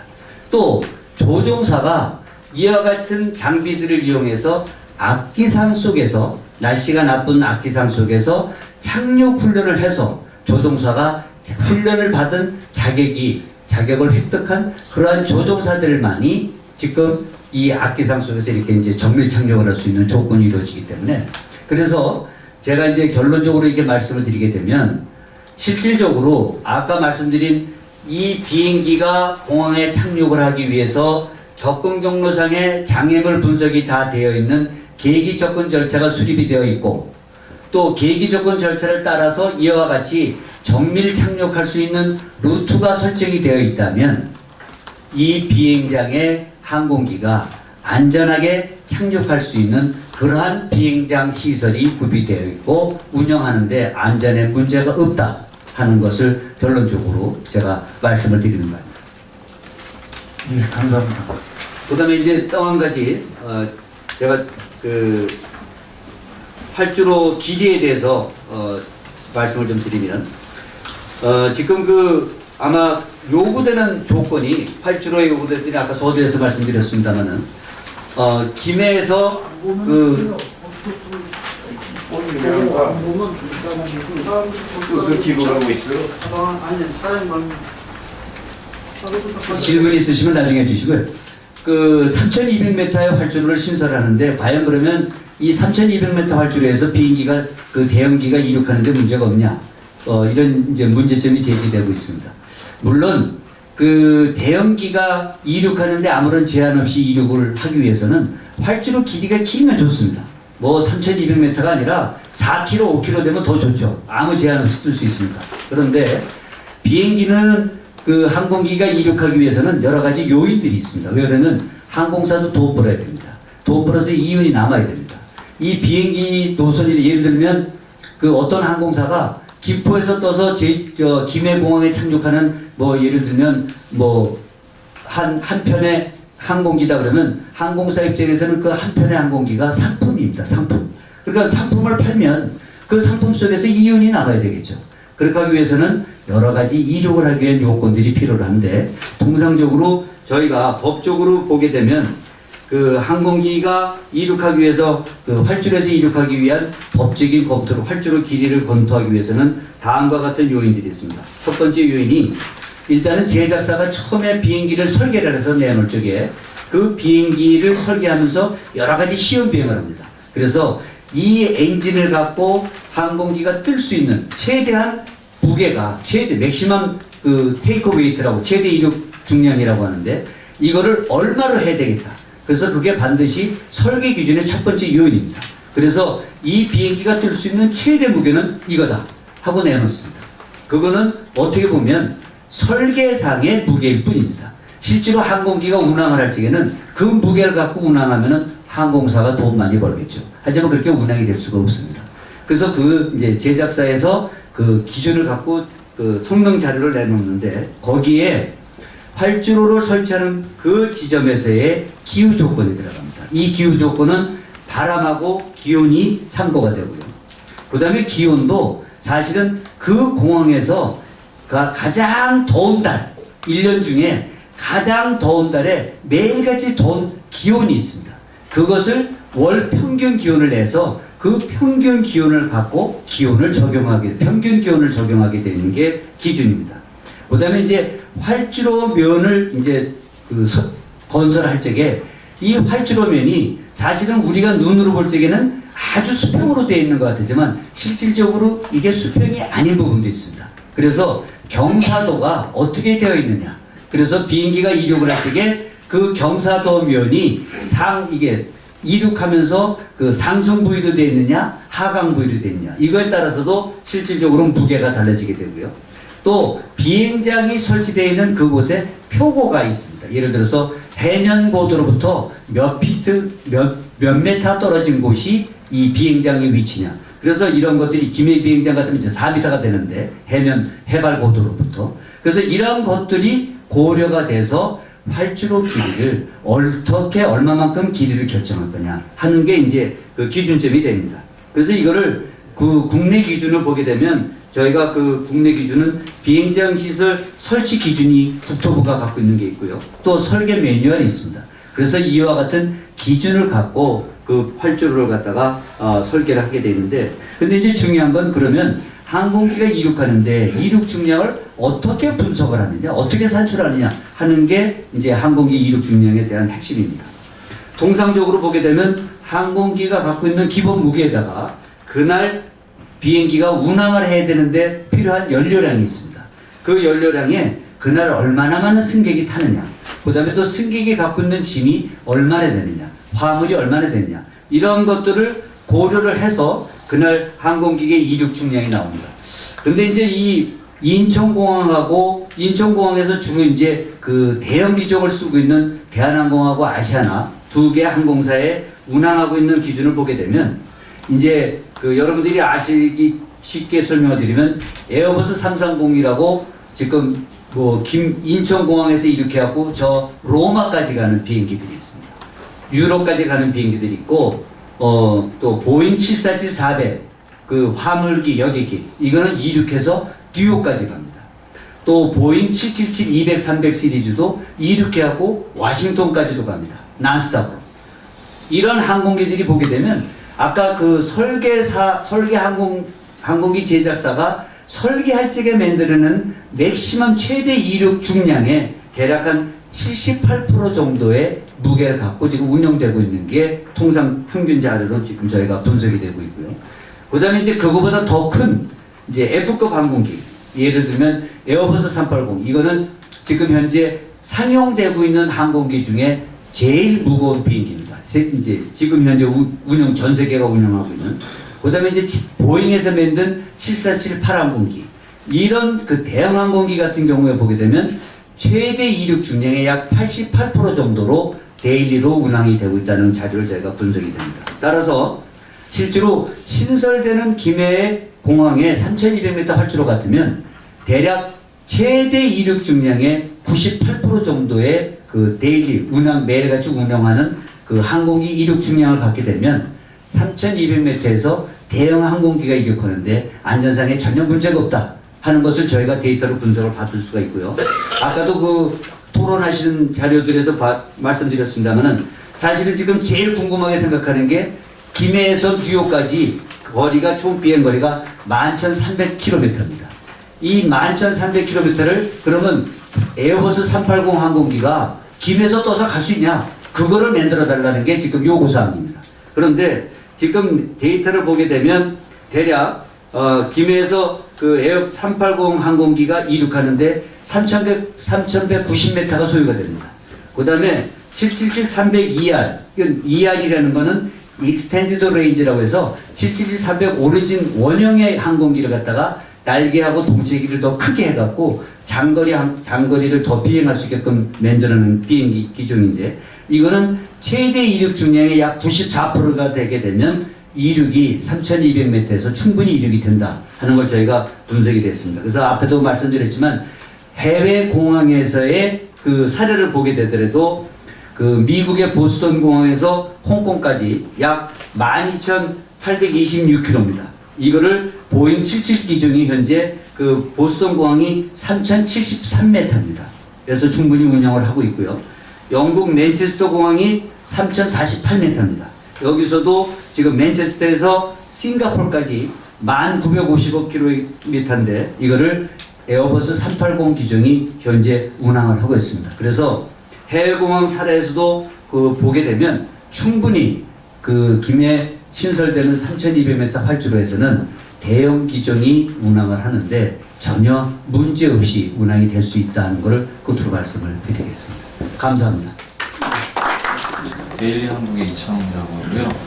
그 아까 궁금한 것 중에 그 2008년 기준의 사업비가 11조라고 하셨는데 그러면 이제 공항을 건설하는 데만 11조가 투입이 된다라는 말씀이신 거잖아요. 그러면 그 이후의 유지 비용이라든가 좀 현재적으로 좀 추산할 수 있는 액수 같은 게 있을까요? 그리고 추가적으로 또 궁금한 거는 지금 이제 김해 신공항을 백지화하는 게 굉장히 객관적이지 않고 무책임한 처사다라는 게 이제 발표 내용의 주제였는데 가덕도를 만약에 공항으로 했을 때 아까 활주로를 하나 까는 방안이 있고 2개 까는 방안이 있다고 하셨는데 만약 가덕도를 하게 된다면 2개 까는 방안밖에 선택을 못 할 것 같은데 그렇게 되면은 그 소요되는 비용이라든가 이런 게 가장 큰 문제일 것 같은데 그 부분에 대해서 좀 설명을 부탁드립니다. 질문. 저는 사회화를 연구하는 황재국입니다. 예. 박진아님하고 토론자님께서 그 전적으로 저는 상식적으로 동의합니다. 그 사례로서 사실 이게 2000년 했으면은 이것은 문제였으면은 과학적이고 합리적으로 결정하는 사항인데 다 학자들 했는 건데 그 정치 포퓰리즘 해가지고 아까 부산 뭐 시작했는데 이런 거는 사실 다 하면 안 됩니다. 이거는 인기 안 됩니다. 이거는 누구나 있습니다. 그리고 전 세계적으로 볼 때에 항공은 전부 다 큰 수도 있습니다. 수도 큰 도시 아니면은 수도 국가 상기입니다. 이것을 더 시대고 아까 조금 전에 뭐 가도 삼각장다 이거는 아주 너스럽습니다. 예, 그리고 확실히 이것은 국제적으로 다 아주 그거에 대해서 다른 혹시 국제 도시나 대외에 그 나라 상징 어떤 그런 항공 사업 있으면 한번 말씀해 주시면 고맙습니다. 예, 고맙습니다. 예, 예. 일요신문의 문종주 기자입니다. 두 가지 질문 정도 드리고 싶은데요. 그 최근에 활주로 관련해 가지고 이제 최근에 건설되는 공항들의 활주로는 사실 3km 이상인 공항들이 건설되는 걸로 알고 있거든요. 근데 여기서 아까 황 교수님께서 설명해 주신 활주로 관련된 이제 3,000m 정도 되는 이제 활주로를 가지고 있는 공항들을 살펴봤더니 얘네들은 대부분 1930년대, 1940년대 이제 건설된 공항들이고 이제 다시 건설할 경우에는 3km 넘어갈 것 같거든요. 여기에 대해서 이제 그 안정성이 확보되어 있다는 사실은 알겠지만 여전히 다른 곳에서는 4km 정도 되는 활주로를 짓고 있는 이유는 무엇인지가 좀 궁금하고요. 그리고 그 ADPI 책임 기술자가 김해신공항을 결정하면서 이야기한 게 법적, 경제적 후폭풍을 고려해서 결정했다라는 거는 결국 이 또한 정부 입김이나 혹은 정치적 생각이 들어간 거 아닐까라는 생각이 좀 들거든요. 여기에 대한 답변 좀 부탁드립니다. 지금 이 사업비 가덕도 구체적으로 가덕도로 들어가 보겠습니다. 가덕도 그 건설비가 10조 정도로 추정이 된다. 이 부분에 대해서 과연 운영비가 포함된 건지 해서 그런 질문이 있었고요. 그다음에 활주로 길이 문제입니다. 설명하신 게 지금 3,200m면 3,200m가 지금 김해 신공항의 기본 계획인데 과연 충분하다고 지금 우리 이 회장님께서는 말씀하셨는데 왜 세계적으로 그렇게 길게 짓고 있느냐 그 이유는 제가 사회적으로 김성수 교수님께 워낙 이쪽 전문가시라서 활주로 길이까지 좀 답변 해주시겠습니다. 첫 번째는 이 가덕도 공항을 만일 건설한다면 그런 사업비가 얼마나 되는지 문제입니다. 현재 지금 말씀드리는 사업비의 추산 2009년 말에 국토해양부가 국토연구원에 용역을 의뢰해서 얻은 결과에 바탕한 겁니다. 그러니까 지금보다 물가 수준이 때 낮았기 때문에 현재 이 값은 앞으로 많이 올라갈 텐데 먼저 가덕도에 활주로 한 번을 건설하는 사업비만으로 했을 때 7조 9천억 원. 그 다음에 2번을 함께 건설할 때 드는 사업비는 10조 8천억 원으로 추산됐습니다. 대략 2008년 가격 기준이기 때문에 예를 들어서 현재 가격 기준으로 하면 아마 많이 올라갈 겁니다. 그래서 현재 지금 이 사업비에는 이 공항을 건설한 다음에 계약을 한 다음에 운항을 하는데 말이죠. 운항을 하는 비용은 빠져 있습니다.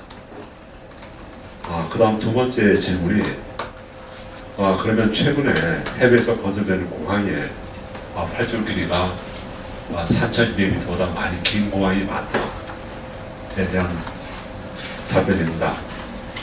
참고로 말씀드리면 현재 인천공항에는 활주로가 3번이 있습니다. 하나는 4km고요. 둘은 3.75km입니다.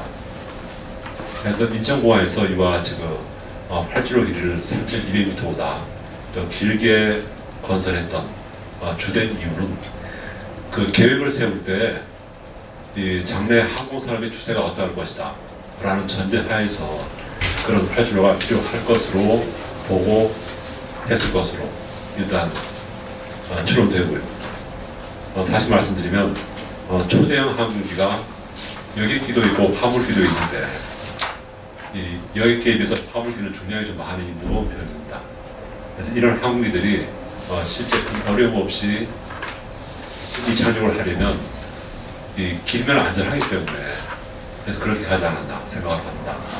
한데 약 20년 전 이때에 비해서 최근에 항공산업 추세 자체가 변하고 있기 때문에 이런 면들을 반영해서 만약 오늘 공항을 계획하고 설계를 한다면 이제는 예를 들어서 대상이 동남권에 있는 신공항이라면 이 활주로의 길이를 3.2km보다 더 길게 하지는 않지 않을까 라고 생각이 됩니다.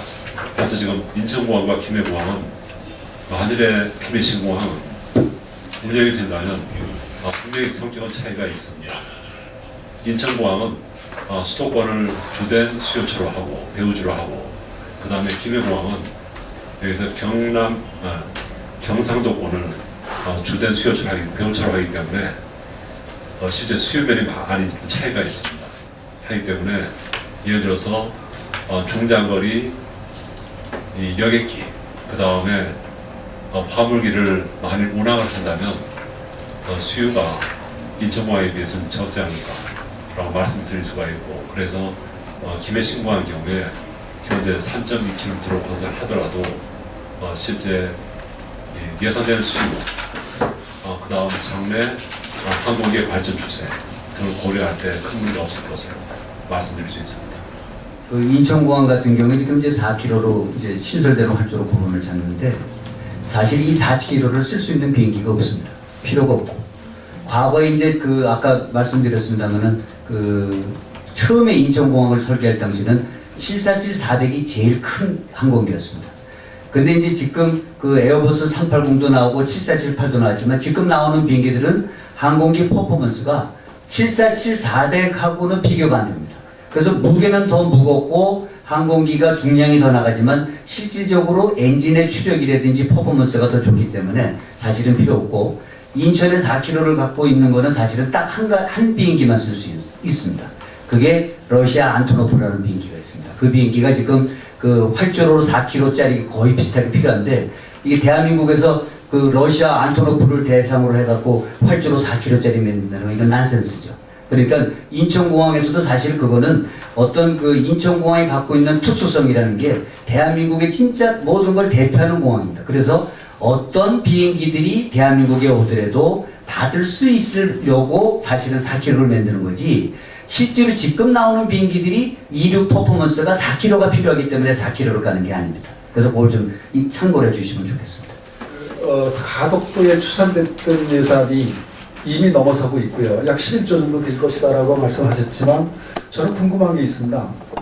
가덕도를 주장하는 분들은 거기 활주로 하나를 놓을 건지 둘 놓을 건지 과연 가덕도의 수심이 몇 메다인지 정말 정밀 계측을 해본 적이 있으신지 한 번이라도 정말 3,200km를 활주로를 깐다면 섬을 어떻게 메워야 되고 정밀하게 바다 밑이 어떤지를 조사한 적이 있는지 그거를 먼저 물어보고 싶습니다. 따라서 지금 11조라고 하는 것도 아주 작은 액수가 될 수가 있다는 얘기입니다.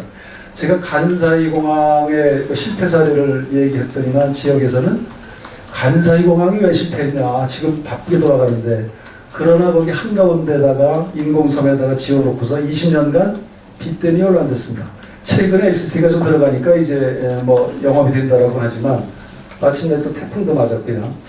제가 오늘 좀 죄송합니다. 이 사회자는 이렇게 말을 길게 하는데 오늘 이 쟁점별로 그동안 김해 신공항의 그 건설 계획을 놓고서 백지화 요구를 가지고 나왔던 쟁점들, 24시간 관문공항은 반드시 필요한가?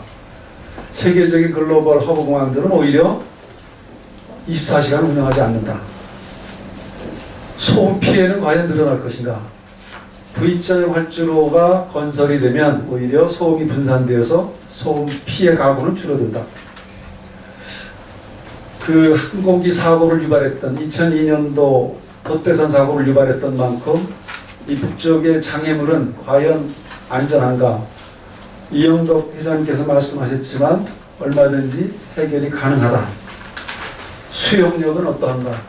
지금 2056년도에 김해공항에 예측된 수요는 3천만 명이 안 되지만 이번에 3,800명 수용력으로 기본 설계에 들어간다. 2056년에도 이미 3,800명이 안 될 것인데 이미 3,800명을 수용할 수 있는 공항으로 김해 신공항 건설된다. 저는 이 점에서는 오히려 과다한 투자가 아닌가 하는 생각도 해봅니다. 오늘 시간이 정확히 5시가 되었습니다. 오늘 그 예정된 시간이 5시까지였는데요. 앞으로 이런 쟁점에 대해서 좀 모호한 부분이 있다면 지역과 같이 또 전문가들로 같이 전문가들이 모여서 공개적으로 한번 토론을 하는 기회를 갖기를 바랍니다. 오늘 같이 해주셔서 감사합니다. 고맙습니다.